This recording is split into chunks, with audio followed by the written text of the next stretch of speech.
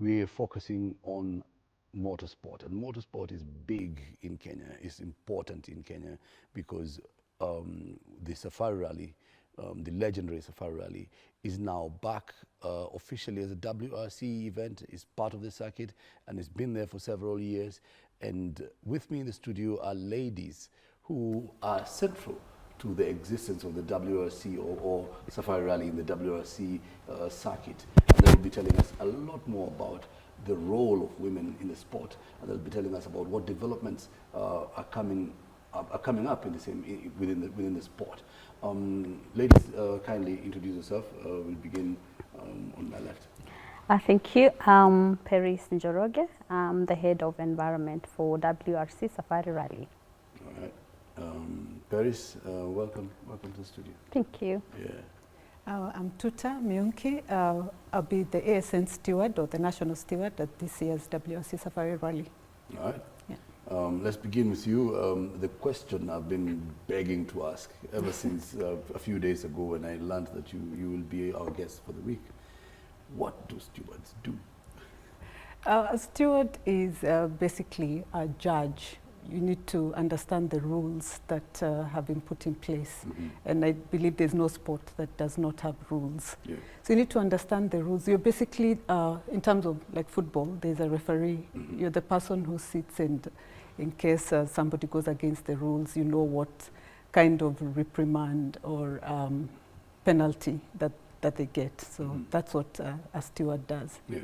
Is a motorsport referee, if Yeah. you could put it that way, yes. Okay. Yeah. Okay. For example, the very first things that come to my mind, that now that you've explained that, is, for example, rain or something else happens, a natural occurrence happens, and you have to cancel the stage, yeah, or you have to cancel a bit of, or part of that rally for whatever reason, and then you start calculating points.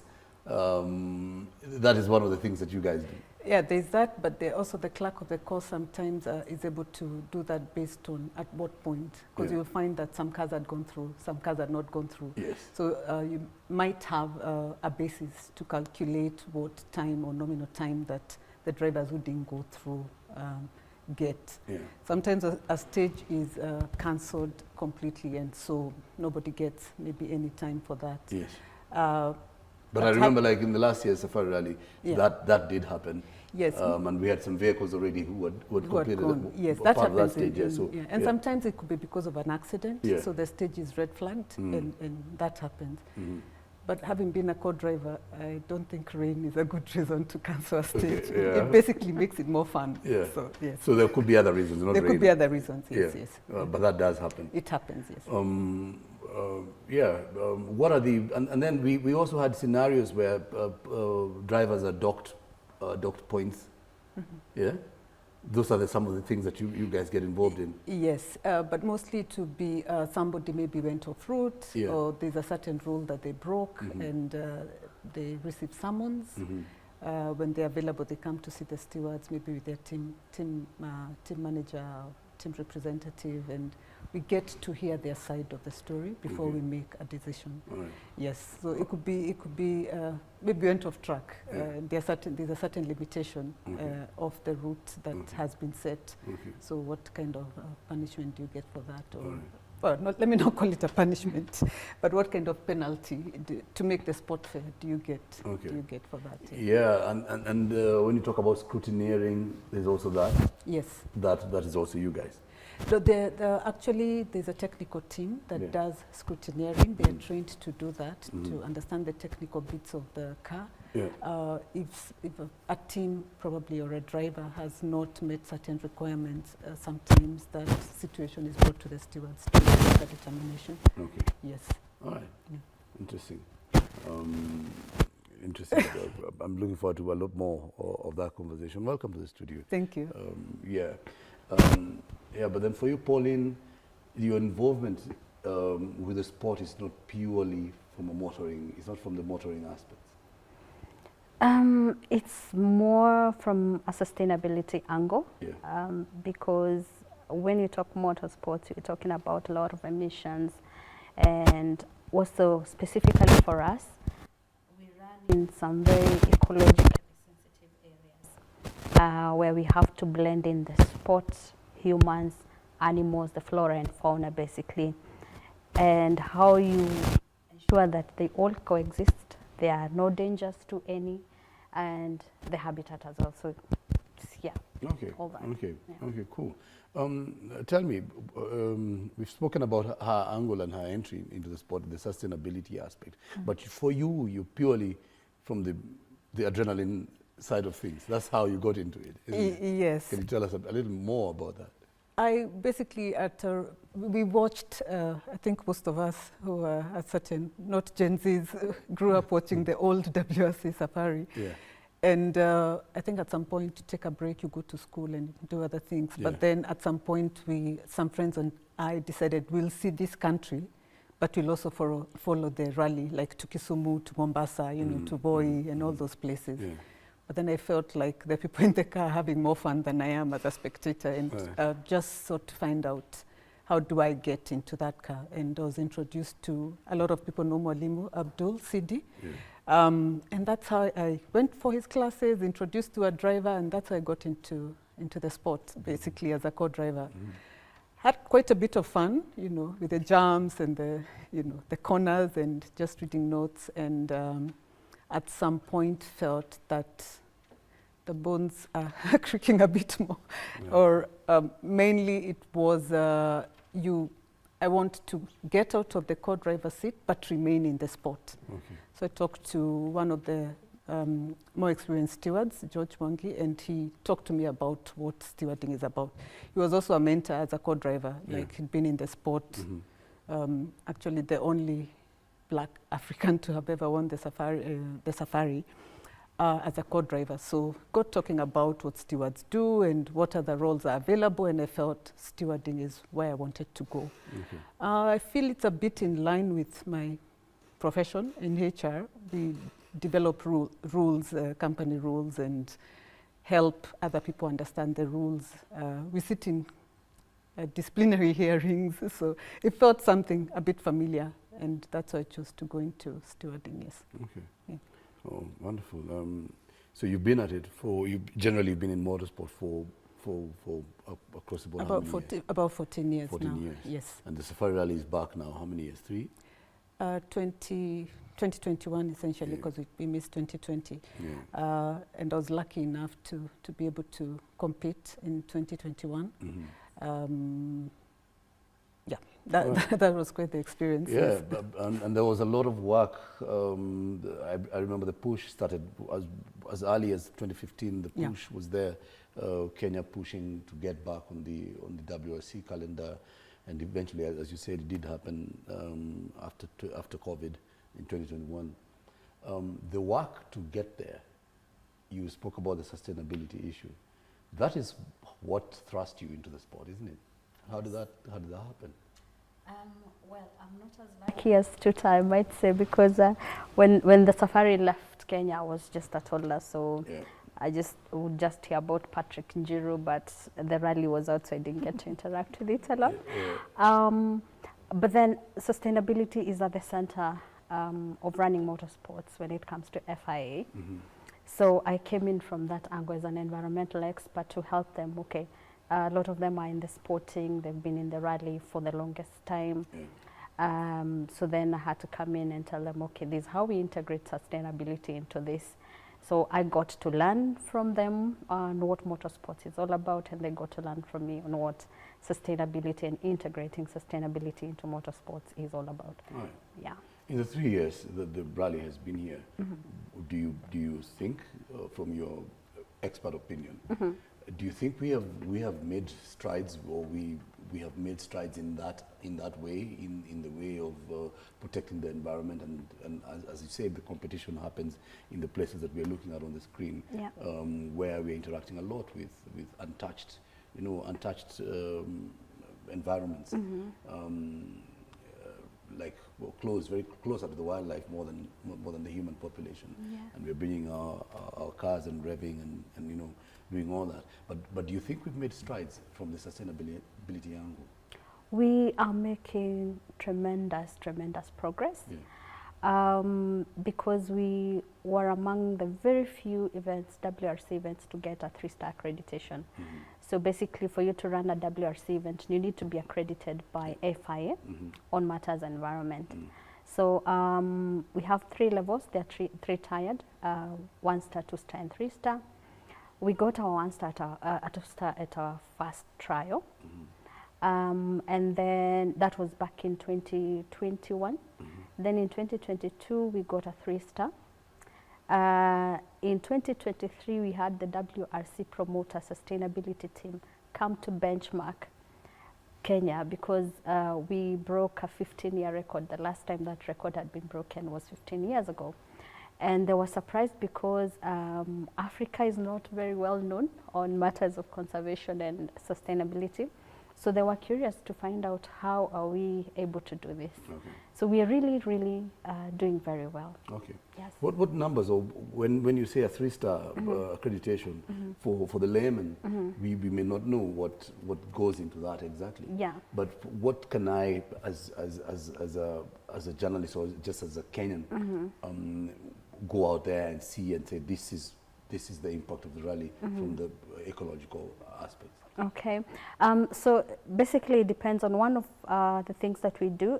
We run on what we call a zero waste to landfill strategy. So I'm pretty sure you've seen in quite a number of public events and sporting events. After the event, you can actually tell there were people here because it's very, very, very littered. Yes. But with the WRC, what we normally do is when you come back 2 days after the event, you wouldn't know there was an event happening there. Okay. We leave Naivasha cleaner than we found it. So that is one of the ways that we do it. Number 2, we always make sure that we work with the scrutineering team that Tuta mentioned, mainly because of the noise levels. So what we do is we are governed by the national regulations, that is NEMA regulations, and the international regulations. So having to blend between the two means that we have to work beyond the national levels to make sure that we attain the international levels. Okay. Yes. All right. So 2024, what's the target from that aspect? You've already gone in the world to use Kenya as a benchmark place, and our rally as a benchmark rally from that perspective, which is I think amazing. But then what are you doing now? What are you looking forward to do in March this year? What we're looking forward to do, first of all, is to surpass what we've been doing. So once you reach, 3-star is like gold, the way you have gold, silver, and bronze. Yeah. So you can't go beyond gold, maybe platinum or something. Yeah. So, but 3-star is the highest level. Yeah. So the only thing then you do, we call it best practice. Yeah. So we've reached the 3-star. So right now what we are looking at is towards carbon neutrality. So we want to make sure we assess the emissions and then we offset all these emissions. And that's why we've been planting trees. We've planted about 8.9 million trees up to now. The target was to get to 19 million by 2026. Hopefully we will still do that. So with that, we are able to make sure that we're contributing positively to the ecosystem. 8.9 million trees. Where are Yes, they? so far. Where are they? All over Kenya. Okay. Yes, all over Kenya. All right. Yeah. So you don't concentrate only in the area where the rally is happening? No, you don't concentrate in one ecosystem. So we have an impact in or footprint in about 19 counties, but the target is to go to the 47. So what we do not just plant trees, we grow trees. So we're not just going to say that we planted 1,000 trees in this area and then you come next year, you cannot find them. So all the trees we have, we can actually take you to them and we can show you these are the trees that Safari Rally planted. And we do that with communities because we want to make sure that there's ownership of that. We want to make sure that once we leave, then communities can also take up tree planting on their own. All right. Yes. Amazing. Looking forward to joining you in this year. Amazing. As you do that. I'm really passionate myself about that kind of stuff as well. Back to you, Tuta. The rally itself last year for me was very interesting. The WRC circuit, and I'm sure for a lot of viewers, because KBC Channel 1, by the way, covers the entire WRC circuit. You you can view highlights from all the events of the WRC calendar. You can view them live and free on KBC Channel 1. And that's what I want to get into. At the end of the circuit, we had Neuville at the top of the, The champion. Yeah, because he became the world champion for that year. Yeah. Yet at the very beginning, Toyota was leading. Yeah. So how did that? What's your opinion about how that turned around? I believe last year was one of the more exciting years. There was no obvious winner at any one point. Yeah. There was a new system, point system, that some people were for, others were against, others didn't like it at all. Yeah. But it made for an interesting championship year. Yeah. Not quite knowing, like at one point, like Neuville kept getting his points maybe from Saturday or, just the Sunday points and that kind of thing. But it was quite interesting and ensured that we watched Japan, with its crazy hours, especially for us who are here, because we really wanted to see like who personally, like who wins the championship. At the top of it. Yes, and the system has changed again this year. The point system, I think the cry was heard, and it has. Let's see what happens this year. But it was also fun to see the Toyotas and the Hyundais competing, and at the last event, like Toyota, just as for manufacturers, just imagine the winners. It helps that we are able to watch each event not knowing what the outcome will be. Sometimes when it's too obvious who the winner will be at every round, it's a bit boring. So while we are still at it, the Kenyan leg of the rally, of the circuit, the Toyota dominance. Yes. What is that about? Is there some method to that, or is it just luck, or what can you say from an expert, from a person, a seasoned follower of the rally? I think there's always that bumper sticker. The car in front of you is always a Toyota. Yes, in Kenya. That's what I'm asking. So why does it happen at the WRC? The Toyotas always tend to win in Kenya. Why? There's also the TV ad that used to say this is Toyota country. Yes. I'm beginning to believe the ad because it's been year in, year out. It's Toyota, but they probably have understood the terrain. And Kenya is very unique in that one competitive section is smooth. Then the next section has fish. Then in between sections, you find that maybe your car ride, like how high your car is, needs to be different. So I think you really need to understand the terrain, and I believe that's unique to the Kenyan round because you have to keep changing maybe your suspension or how high, how low it is based on where you're going next. I believe Toyota have quite mastered it. Let's see if after this will be the 5th year, maybe Hyundai will have learned something, or M-Sport. So let's see what happens this year. But personally, last year I didn't get to do anything during the safari. I was lucky enough to basically watch, and I can confidently say for me, it's always been the best. I watch all events, but for me, safari is the best event on the calendar. All right. We're looking forward to joining you guys in the month of March. Tell me, Pauline, from, and by the way, just before I get to Pauline, we have an all-female steward crew. Tell me a little bit about that.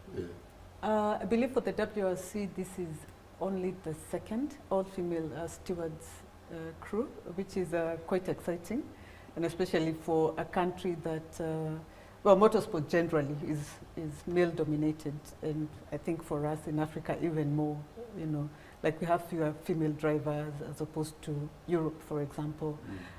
So for us to get an all-female steward crew is quite exciting.